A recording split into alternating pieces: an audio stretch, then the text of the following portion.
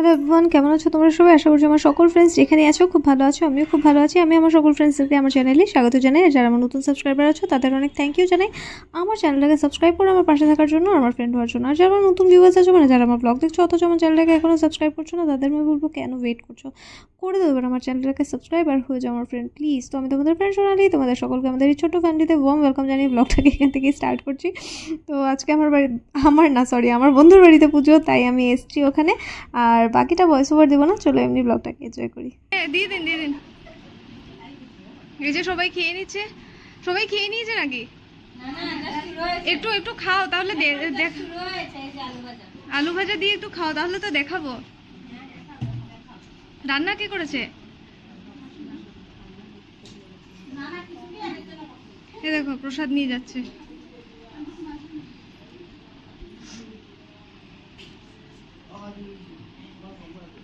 এটা রূপালীর বোন, আমি দেখেই বুঝে গেছি। আর কোনো কোনো কিছু বলার দরকার নেই। এই যে দেখো পুরো রূপালীর মতো দেখতে।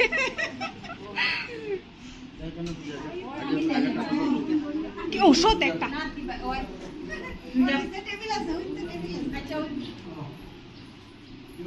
এই যে এখানে পুজো হয়েছে, ঠিক আছে। এই দেখো রূপালীকে দেখো কি সুন্দর লাগছে দেখতে আজকে।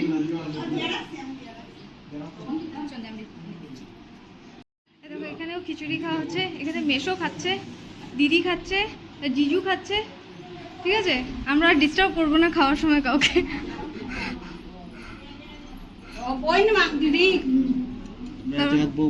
আমরা এই ঘরে গিয়ে বসো না, ওই ঘরে বসে রয়েছিল লোক। আচ্ছা বাইরে বসো। এই দেখো আমরা ওদেরকে ডিস্টার্ব করতে এসেছি আবার খাওয়ার সময়, ঠিক আছে।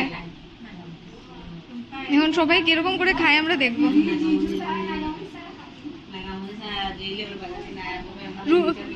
রুবির বিয়ে নেক্সট ইয়ার দেখবো নাকি ঠিক নেই, তাই রুবিকে ফোকাস করি আমরা। না বেঁচে তো থাকবে, শ্বশুর বাড়ি থেকে আসতে পারবে না। এই দেখো আর খেয়ে দেখাও ফার্স্ট।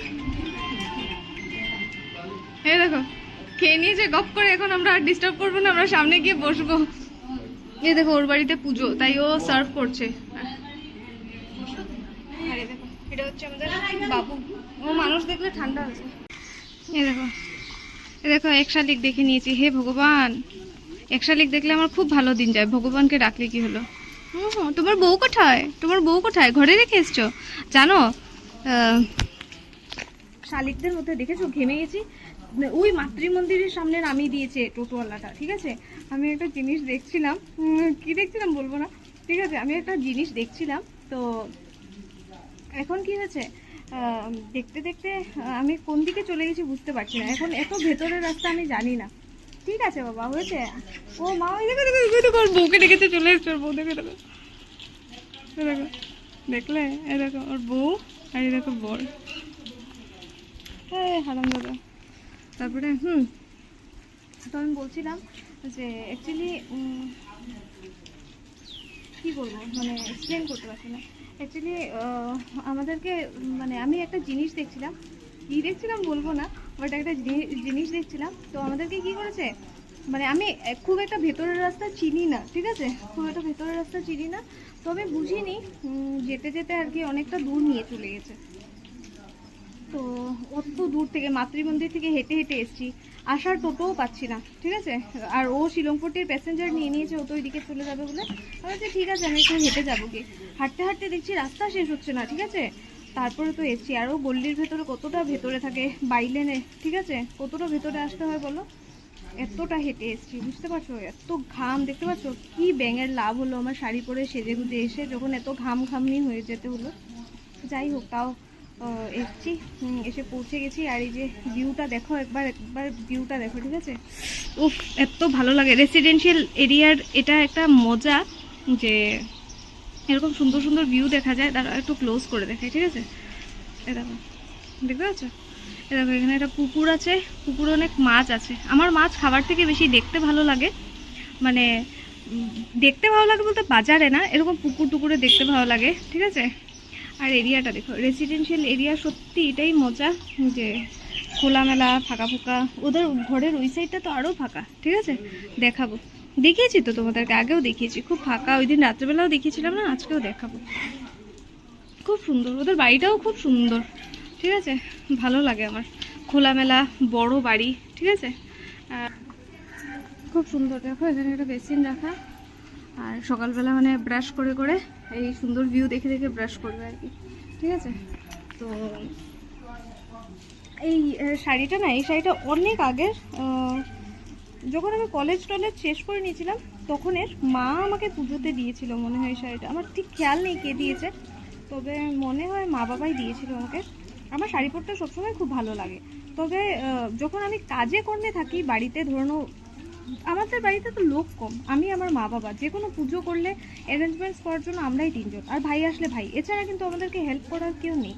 মানে যাই হোক, মানে যতই বড় ইভেন্ট হোক না কেন, আমার মা বাবা ভাই আর আমি ছাড়া আর আমাদেরকে হেল্প করার কেউ নেই, ঠিক আছে। তো এখন কথা হচ্ছে, যখন আমার বাড়িতে পুজো টুজো থাকে, আমার ইচ্ছে করে আমি শাড়ি টাড়ি পরে সুন্দর করে সব করি, কিন্তু হয় না। হলেও মানে কী হয় জানো, শাড়িটা আমার হাইট কম, তো শাড়িটা একেবারে মানে ডলা মোচা হয়ে যায়, ঠিক আছে। তো কারণ শাড়ি উঠিয়ে উঠিয়ে ননস্টপ এদিক ওইদিক করতে হয়, দৌড়াদৌড়ি করতে হয়, আর আমি আস্তে আস্তে কাজ করতে পারি না, মানে আছে না এই যে এরকম এরকম করে গেলাম, আমার এরকম হয় না। আমি কোমরে শাড়ি গুজে ধুম ঘোরা শুরু করি, ঠিক আছে। তো শাড়ির মানে ইজ্জত নষ্ট হয়ে যায় বলে আমি বাইরে কোনো কিছু থাকলে বা ছোটোখাটো কিছু থাকলে আমি শাড়িটা পরি, আর না হলে আমি মানে যদি বুঝি খুব কাজ বেশি তাহলে আমি অ্যাভয়েডই করি, ঠিক আছে। তবে শাড়ি পরা ভালো।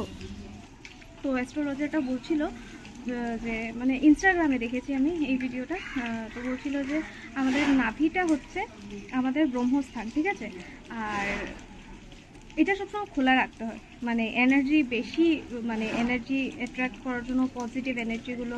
তো পুজো টুজোতে তো পড়বেই, তাছাড়া সবসময় পড়ার ট্রাই করবে, কারণ ওই জায়গাটাতেই সব এনার্জিটা আমরা বেশি অ্যাট্রাক্ট করি, ঠিক আছে। তো তারপর থেকে আমি একটু শাড়িতে বেশি ফোকাস করছি, ঠিক আছে। আর 2 নম্বর কথা হচ্ছে যে বলছিল সাউথ ইন্ডিয়াতে ছেলেরাও নাকি তার জন্য পড়ে যায়, কারণ এই জায়গাটা খোলা থাকে এই টাইপের। তো আমাদের মতো পড়ে লুঙ্গি টুঙ্গি পড়ে না নাকি বাবারা, ঠিক আছে। তো যাই হোক, তাই আমি একটু শাড়িতে এখন ফোকাস করছি, আমি চাই আমার শরীরে একটু এনার্জি বেশি ঢুকুক, আমার এমনিও খুব লো। তো এইরকম খেয়ে দিয়ে, এই দেখো ফার্স্ট লোক দেখো খেয়ে দিয়ে হাত ধুতে এসছে, আমরা জুম করে দেখা, এই দেখো খেয়ে নিয়েছে এখন হাত ধুচ্ছে। তারপর আমিও খেতে বসে গেছি। তো প্রথমেই দিয়েছিল কাঁচা প্রসাদ, মানে সাগু, মানে নৈবেদ্যর ভোগ, তারপরে দিয়েছিল ফল প্রসাদ, এরপর দিয়েছিল মাখা প্রসাদ। আর মাখা প্রসাদটা এত টেস্টি হয়েছিল কি বলবো, আমি তো ভেবেছিলাম একটু খিচুড়ি টেস্ট করে আবার মাখা প্রসাদ নিয়ে খাবো, বাট এত খিচুড়ি দিয়ে দিয়েছে, বিশ্বাস করো গলা পর্যন্ত খেয়েছি আজকে, মানে ঘরে এসে 1 ঘন্টা শুধু হেঁটেছি ডাইজেস্ট হওয়ার জন্য, এত সাফোকেশন হচ্ছিলো, মানে এত বেশি খেয়ে নিয়েছি। আর মাখা প্রসাদ মানে সবাই এত নিয়ে খেয়েছে, এত বেশি বানিয়েছিল, এরপরও শর্ট পড়ে গেছে, ঠিক আছে, মানে কম হয়ে গেছে আর কি, মানে সবাই মাখা প্রসাদ চেয়েই খাচ্ছিল, ঘরের সবাই হয়তো পায়নি। আর মাসিমণি বানিয়েছে, এটা এত টেস্টি বানিয়েছিল, তাও আমি মাসিমণিকে বলার পর উনি বলছেন যে আমি আরও অনেক কিছু বানাতে ছিলাম, শাক টাক অনেক কিছু, কিন্তু আমি টাইম পাইনি। উনি 3টের থেকে উঠে ভোগ বানিয়েছে, বোঝো, মানে এত সকাল সকাল রাত থাকতে উঠেছে।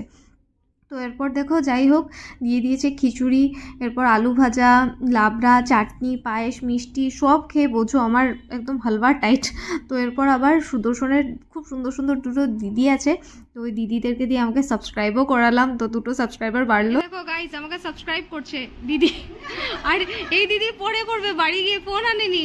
এই দেখো আমার সাবস্ক্রাইবার, নিউ সাবস্ক্রাইবার, ওরা আমাকে নেক্সট সাবস্ক্রাইব করবে বলেছে। এই দেখো আমার নতুন সাবস্ক্রাইবার, এটা হচ্ছে আমার বন্ধুর শাশুড়ি, ঠিক আছে, আর এটা হচ্ছে আমার বন্ধুর ননদ, ঠিক আছে, ননদ না বন্ধুর শালি, এটা আমার বন্ধুর শালি, আর এটা হচ্ছে আমার বন্ধুর শাশুড়ি, ঠিক আছে। তো এরপর সবাইকে টাটা করে আমরা বাড়িতে চলে এসেছি। আর আজকের ব্লগটা এতটাই রাখছি, আশা করছি আজকের ব্লগটা তোমরা এনজয় করেছো। যদি আজকের ব্লগটা তোমাদের ভালো লেগে থাকে তাহলে অবশ্যই লাইক করো, কমেন্ট করো। আজকের ব্লগটা এতটাই রাখলাম, দেখা হচ্ছে কাল একটা নতুন ব্লগে। টাটা, খুব ভালো থেকো।